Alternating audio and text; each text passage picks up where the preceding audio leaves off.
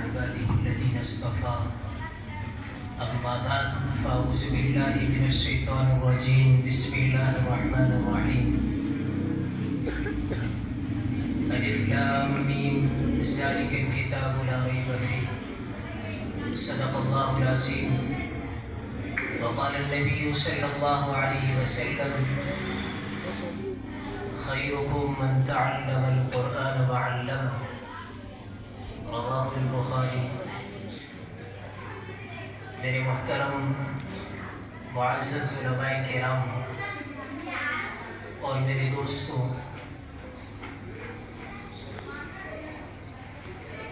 الحمدللہ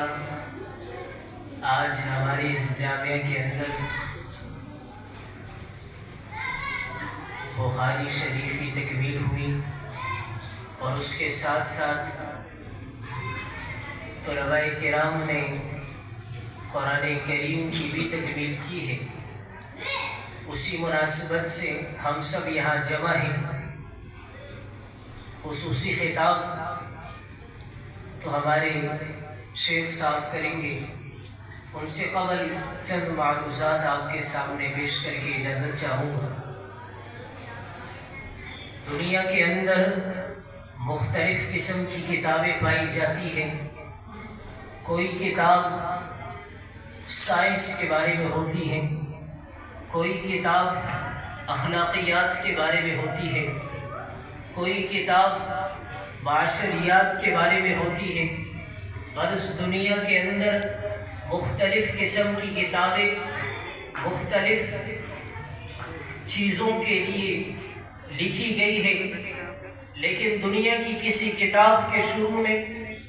یہ بات آپ کو نہیں ملتی کہ مصنف اپنی کتاب پر لکھیں ذالک الکتاب، یہ جو کتاب میں نے لکھی ہے لا ریب فیہ، اس کتاب میں شک نہیں ہے سوائے رب لم یزل کی کتاب قرآن کریم کے۔ اللہ رب العزت قرآن کریم کی ابتدا ہی کے اندر یہ اعلان کرواتے ہیں کہ دنیا کے علم رکھنے والوں تم سب جاہل ہو، تمہارا علم کچھ بھی نہیں ہے۔ الف لام میم کہہ کر حروف مقطعات والی آیتوں سے اللہ رب العزت یہ باور کرانا چاہتے ہیں کہ تمہارا علم کچھ بھی نہیں ہے، وگرنہ الف لام میم کا ترجمہ کر کے دکھائے۔ اللہ نے قرآن کی پہلی آیت الف لام میم سے یہ باور کرایا کہ علم ہم نے آپ کو دیا ہے، انسان کے پاس اپنا کچھ بھی نہیں ہے۔ اس لیے مفسرین کرام الف لام میم کا ترجمہ اللہ اعلم بمرادہ بذالک سے کرتے ہیں کہ الف لام میم کی مراد میرا رب جانتا ہے، ہم نہیں جانتے۔ اللہ نے قرآن کے شروع میں فرمایا ذالک الکتاب لا ریب فیہ، یہ وہ کتاب ہے، فرمایا اس میں کوئی شک نہیں، شک و شبے کی گنجائش نہیں۔ تو جن طلباء کرام نے اپنے سینوں کے اندر قرآن کریم محفوظ کیا، قرآن کریم سے عام انسان کی نسبت ہو تو اللہ اسے چمکا کے رکھ دیتے ہیں۔ قرآن کریم سے نسبت رکھنے والے اگر کوئی شخص اپنے سینے کے اندر قرآن محفوظ کرے، امام الانبیاء علیہ السلام فرماتے ہیں من قرأ القرآن وعمل لما فیہ البس والداہ تاجا یوم القیامہ، فرمایا جو شخص قرآن کریم پڑھے وعمل بما فیہ، اور قرآن کریم میں جو کچھ ہے اس پر عمل کرے، فرمایا البس والداہ تاجا یوم القیامہ، اللہ اس طالب علم کے والدین کو قیامت کے دن ایک تاج پہنائیں گے۔ فرمایا ضوءہ احسن من ضوء الشمس فی بیوت الدنیا لو کانت فیکم فما ظنکم الذی عمل بہذا، فرمایا کہ دنیا کے سورج سے زیادہ روشن تاج اللہ طالب علم قرآن کریم پڑھنے، قرآن کریم حفظ کرنے والے، قرآن کریم کا معنی سمجھنے والے، اس کے والدین کے سر پر اللہ تاج سجائیں گے۔ قرآن سے نسبت اگر طالب علم کی ہے تو اللہ نے اس کا مقام بیان کیا ہے، اگر قرآن کریم سے تعلق اس بچے کے والدین کی نسبت سے ہے، اللہ نے ان کے والدین کو مقام عطا کیا ہے۔ عام شخص قرآن کریم کی تلاوت کرتا ہے، کوئی قاری کرتا ہے، اللہ کے نبی نے اس کا مقام بیان فرمایا ہے، فرمایا الماہر بالقرآن مع السفرۃ الکرام بررا، فرمایا جو قرآن کا ماہر ہوتا ہے، قرآن کو اپنے تلفظ و تجوید کے مطابق پڑھنے اور پڑھانے والے، فرمایا ان کا درجہ تو بہت بلند ہے، فرمایا مع السفرۃ الکرام بررا، ان فرشتوں کے ساتھ ہے کہ جو نیکیاں لکھنے والے ہیں، اور فرمایا والذی یقرأ القرآن ویتتعتع فیہ، فرمایا وہو شاق علیہ، اور وہ شخص کہ جو قرآن کی تلاوت تو کرتا ہے لیکن قرآن کی تلاوت وہ اٹک اٹک کر کرتا ہے، وہو شاق علیہ، قرآن کی تلاوت وہ بڑی مشقت برداشت کر کے کرتا ہے۔ امام الانبیاء علیہ الصلوۃ والسلام فرماتے ہیں، فرمایا جو شخص قرآن اٹک اٹک کر پڑھے، اس پر قرآن کا پڑھنا مشکل ہو، فرمایا فلہ اجران، اللہ رب العزت اسے بھی 2 اجر عطا کرتے ہیں، فرمایا ایک اجر قرآن کی تلاوت کا اور ایک اجر مشقت برداشت کرنے کا۔ اللہ کے نبی علیہ الصلوۃ والسلام نے فرمایا من قرأ حرفا من کتاب اللہ، فرمایا جو اللہ کی کتاب میں سے ایک حرف پڑھے گا، ایک حرف جو پڑھے گا، فرمایا من قرأ حرفا من کتاب اللہ فلہ بہ حسنہ، ہر حرف کے بدلے اللہ کی ذات نیکی عطا کرتی ہے۔ اور اللہ کے نبی نے فرمایا ولا اقول الف لام میم حرف ولکن الف حرف لام حرف میم حرف، اللہ کے نبی علیہ الصلوۃ والسلام نے فرمایا میں یہ نہیں کہتا الف لام میم ایک حرف ہے، الف الگ حرف ہے، لام الگ حرف ہے، میم الگ حرف ہے، ہر حرف پر اللہ رب العزت کی ذات ہمیں نیکیاں عطا کرے، اور اس کے باوجود میں مسلمان اللہ کا بندہ اور میں مسلمان اللہ کی بندی قرآن کریم کی تلاوت سے اپنے آپ کو اور قرآن کریم کو ہم پس پشت ڈالیں، یہ بہت بڑے غفلت کی بات ہے۔ امام عاصم رحمۃ اللہ تعالی علیہ مسجد نبوی کے اندر قرآن کریم پڑھتے اور پڑھاتے ہیں، جب قرآن پڑھتے ہیں تو منہ سے مشک کی خوشبو آتی ہے۔ ایک شاگرد پیچھے پڑا، حضرت آپ تلاوت کرتے تو منہ میں کیا رکھتے ہیں؟ آپ کے منہ سے مشک کی خوشبو آتی ہے۔ امام عاصم رحمۃ اللہ تعالی علیہ نے فرمایا کہ کچھ نہیں رکھتا۔ شاگرد پیچھے پڑا کہ حضرت نہیں، آپ جب بھی تلاوت کرتے تو آپ کے منہ سے مشک کی خوشبو آتی۔ جب طالب علم بہت پیچھے پڑا، امام عاصم رحمۃ اللہ تعالی علیہ نے فرمایا، کہا کہ ایک رات میں سویا ہوا تھا اور کہا کہ میں نے خواب دیکھا، اور خواب کے اندر میں نے سرکار دو عالم صلی اللہ علیہ وسلم کو دیکھا، میں نے اللہ کے نبی کو دیکھا۔ اللہ کے نبی نے مجھ سے فرمایا عاصم تم میری مسجد میں قرآن پڑھتے اور پڑھاتے ہو، آؤ میں تمہارے لبوں کو بوسہ دوں۔ کہا کہ میرے نبی نے میرے لبوں کو بوسہ دیا، کہا جس دن سے میرے نبی کے ہونٹ میرے ہونٹوں سے مس ہوئے ہیں، کہا اس دن سے جب میں قرآن پڑھتا ہوں تو میرے منہ سے مشک کی خوشبو آتی ہے۔ میرے دوستو، قرآن میں بھی پڑھتا ہوں، قرآن آپ بھی پڑھتے ہیں، لیکن ہمارے منہ سے مشک کی خوشبو نہیں آتی۔ جس نبی نے جس کے ہونٹوں کو مس کیا ہو، اس ہونٹوں سے مشک کی خوشبو نہیں آئے تو پھر کیا؟ میرے دوستو، ہم اپنی زبانوں سے دن رات جھوٹ بولے، دن رات ہماری زبانیں گالیاں دے اور دن رات ہماری آنکھیں بے حیائی دیکھیں، وہ آنکھیں کیسے نبی کا دیدار کر سکتی ہیں؟ تو ہم قرآن کریم سے اپنا تعلق بنائیں، ہم نبی کی سنت کو زندہ کرنے والے بنیں۔ ہمارے لیے یہ اعزاز کافی ہے کہ ہم اللہ کے بندے ہیں، نبی اور آخر الزمان کی آخری امت میں سے ہے، اور قرآن جیسی مقدس کتاب ہماری رہنمائی کر رہی ہے۔ اللہ کے نبی علیہ الصلوۃ والسلام اب دنیا میں نہیں آئے ہیں، دنیا میں آنے سے پہلے حضرت آدم علیہ السلام کو میرے نبی کا تعارف کرایا جا رہا ہے۔ مستدرک علی الصحیحین کی روایت ہے، اللہ کے نبی علیہ الصلوۃ والسلام نے صحابہ سے فرمایا کیا میں تمہیں یہ نہ بتاؤں کہ حضرت آدم علیہ السلام کی توبہ کیسے قبول ہوئی؟ حضرت عمر فاروق رضی اللہ تعالیٰ عنہ راوی ہے، فرمایا ہم نے عرض کیا کہ اللہ کے رسول ضرور بتائیے۔ اللہ کے نبی نے فرمایا، حضرت آدم علیہ السلام نے اللہ سے یوں دعا کی، اللہم انی اسألک بحق محمد ان تغفر لی،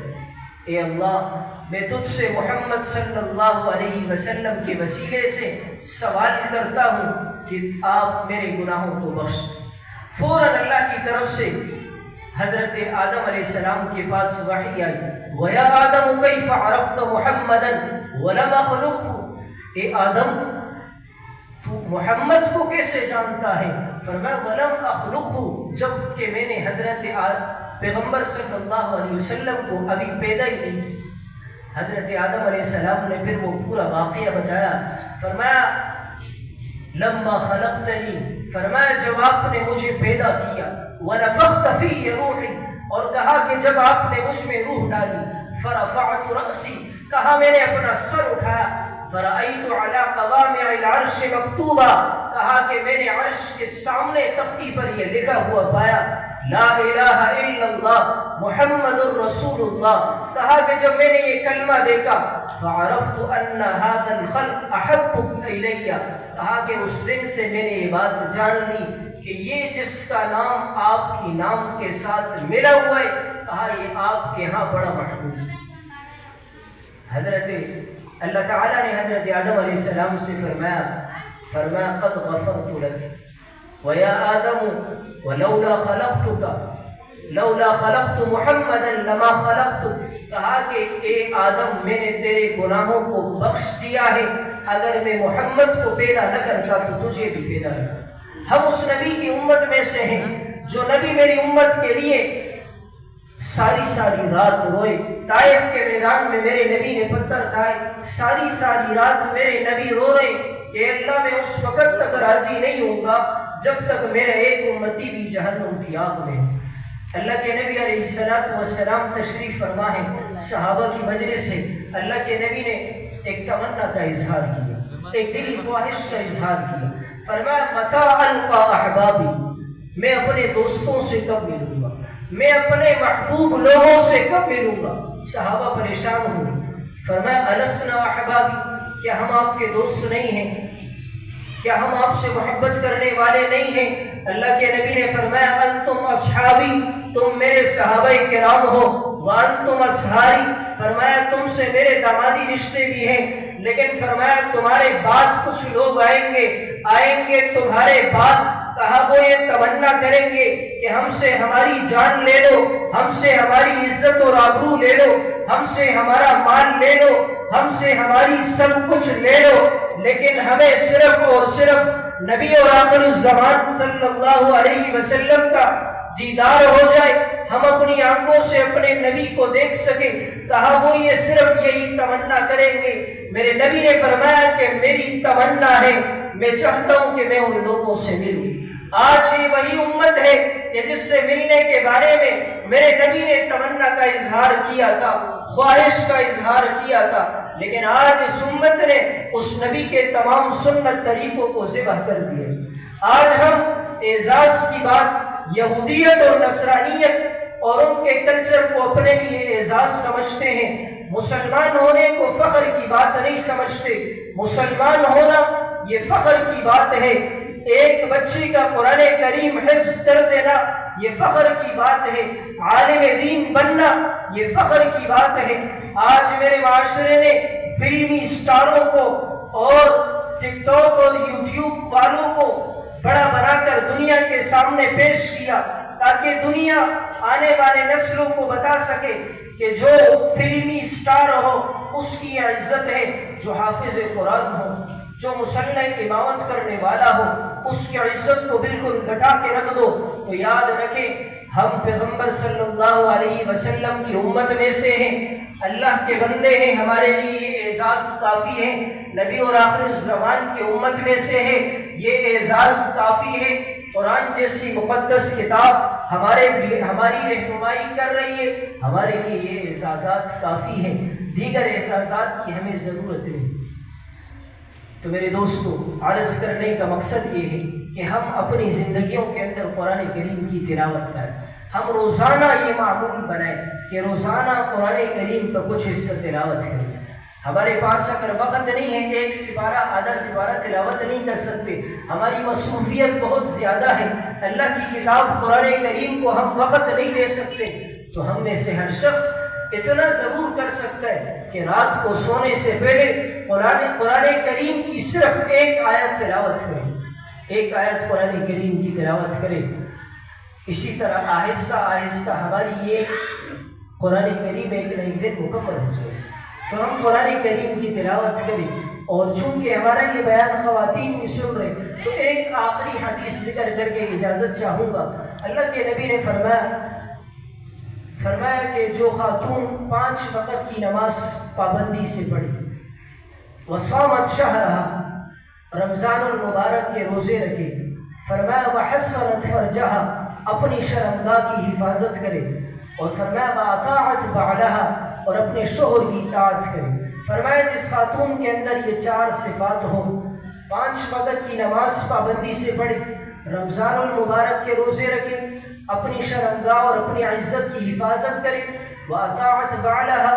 شوہر کی فرما برداری کرے، اللہ کے نبی نے بہت بڑا اعزاز دیا، فرمایا دخلت من ای ابواب الجنت شاءت، جنت کے جس دروازے سے چاہے داخل ہو جائے۔ تو ہم میں سے میری ہر ماں بہن اپنے اندر یہ 4 صفات پیدا کریں کہ ہماری نمازیں محفوظ ہو، رمضان کے روزے محفوظ ہو، ہماری عزت اور عصمت محفوظ ہو، اور شوہر کی اطاعت ہو، تاکہ جنت کے جس دروازے سے چاہے ہم داخل ہو جائیں۔ اللہ رب العزت سے دعا ہے کہ ہم سب کو عمل کرنے کی توفیق عطا فرمائے۔ وآخر دعوانا الحمدللہ۔